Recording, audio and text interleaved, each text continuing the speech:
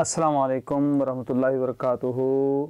मुअज़्ज़िज़ सामीन, मेरे प्यारे नाज़रीन, कैसे हैं? माशाअल्लाह, अल्लाह आपको शादाब रखे, अल्लाह आपको हमेशा की खुशियाँ नसीब फरमाए। बच्चे हमारा कीमती सरमाया हैं। बच्चों की तरबियत के हवाले से 3-4 दिन से मैं आपसे मुल्तमस हूँ, अर्ज़गुज़ार हूँ कि बच्चे हमारा बेहतरीन मुस्तक़बिल हैं। बच्चे हमारी दुनिया में इज़्ज़त का सबब हैं। बच्चे आखिरत में हमारी बख्शिश का सबब हैं। दौलत खो जाने से हम दोबारा हासिल कर सकते हैं। माल के खो जाने से, ज़मीन के खो जाने से, खुदा न खास्ता किसी भी माली नुकसान की हो जाए तो हम दोबारा मेहनत से हासिल कर सकते हैं। लेकिन अगर हम बच्चों की तरबियत ना करें और वो तरबियत की उम्र से गुज़र कर बड़े हो जाएं तो इसका इज़ाला सारी ज़िंदगी नहीं हो सकता। तो इसलिए मैं ये चाहता हूँ कि हम बच्चों के लिए ख़ुसूसी वक़्त निकालें।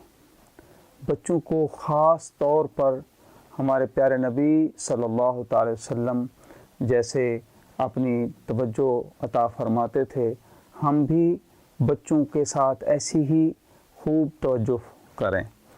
देखें आप, फ़तह मक्का के मौका पर हमारे प्यारे नबी सल्लल्लाहु अलैहि वसल्लम जब मक्कातुल मुकर्रमा में दाखिल हुए तो आप जिस ऊँटनी पर सवार थे तो आपके साथ एक छोटा सा बच्चा भी सवार था जिसका नाम जनाब उसामा बिन ज़ैद है।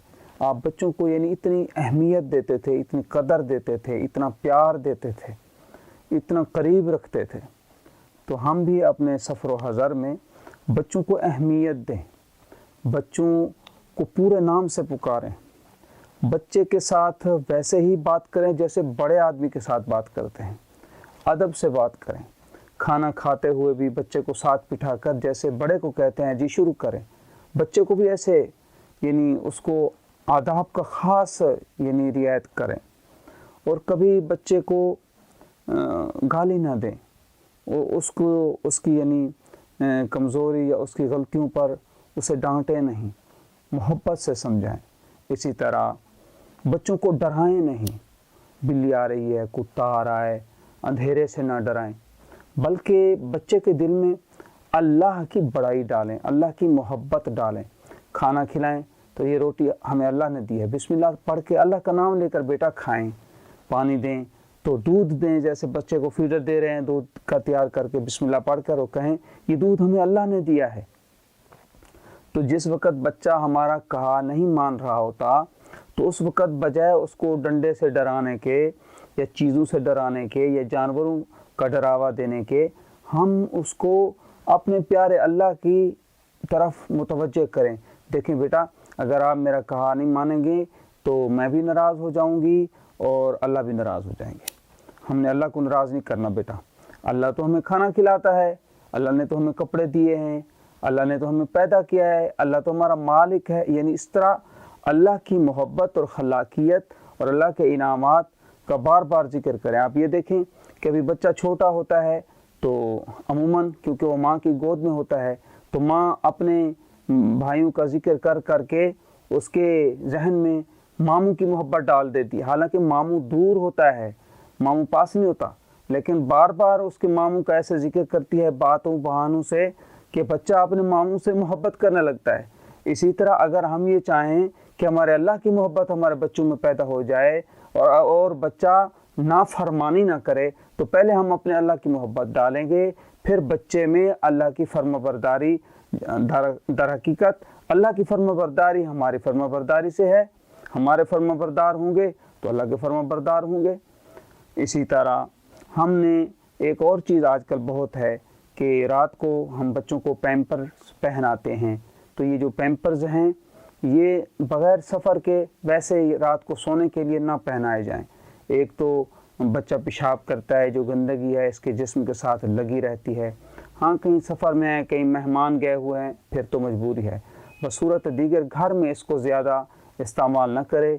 इसका तो एक माली तौर पर बहुत नुकसान होता है कि आपका पैसा जो है वो, मैं ये आज सोच रहा था कि अगर हम 50 रुपये का या 40 रुपये का जो पैम्पर लेते हैं, हम उस 40-50 रुपये की अपने बच्चे को शहद खिला सकते हैं रोज़ाना।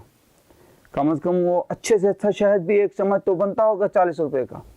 तो हम बच्चे को शहद खिला सकते हैं, दूध पिला सकते हैं, फ्रूट खिला सकते हैं, बजाय इसके हम अपनी राहत को सोचते हुए कि हम आराम से सोए रहें, बच्चों के बार बार कपड़े ना बदलने पड़ें। इस तरह हमारा पैसा भी बचेगा और बच्चा भी वो सफाई सुथराई को यानी पसंद करने लगेगा। उसको गीलापन, उसको बदबू, ये चीज़ें उसे नफ़रत हो जाएगी।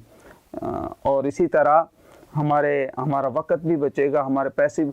और एक अहम बात आपको बताने चला हूँ कि जब बच्चे के साथ पेशाब वाले कपड़े लगे होते हैं या बच्चे के साथ तस्वीरों वाले कपड़े लगे होते हैं तो उस पर शैतानी चीज़ें ज़्यादा असर करती हैं, जिससे बच्चा रोता है, तसल्ली से सोता नहीं, घबराता है, आपको परेशान करता है।